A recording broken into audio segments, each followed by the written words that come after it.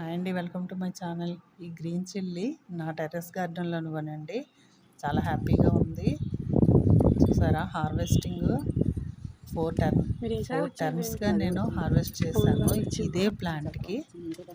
ఇది నేను kitchen waste అంతా తీసుకెళ్ళి టెర్రస్ గార్డెన్లోనూ ప్రతి మొక్కలోనూ వేసేస్తూ ఉంటానన్నమాట. వాటి నుంచి పుట్టిందే.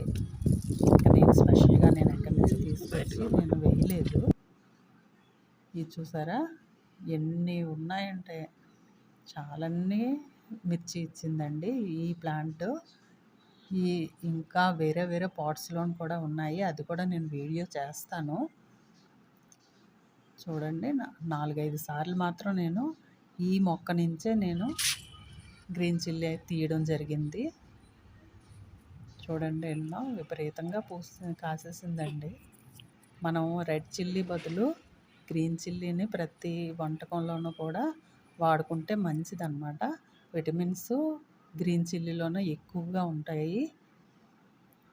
చూసారా, ప్రతి ఒక్కరూ కూడా ఎక్కువగా గ్రీన్ చిల్లీకే ప్రిఫరెన్స్ ఇస్తే మనకి హెల్తీగా అనిపిస్తుంది. ప్రతి దానిలోనూ మనం వండే ప్రతి దానిలోనూ మనకి గ్రీన్ చిల్లీ అవసరం ఉంటుంది. ఈ విధంగా మనం పెంచుకుంటే మనకు ఆనందమే కదా. మన గార్డెన్లోనే మొక్కలు ఎక్కువ మనం శ్రమపడి పెంచి అక్కర్లేదు, కాస్త రోజు నీళ్ళు పోసుకుంటే సరిపోతుంది. Thank you for watching.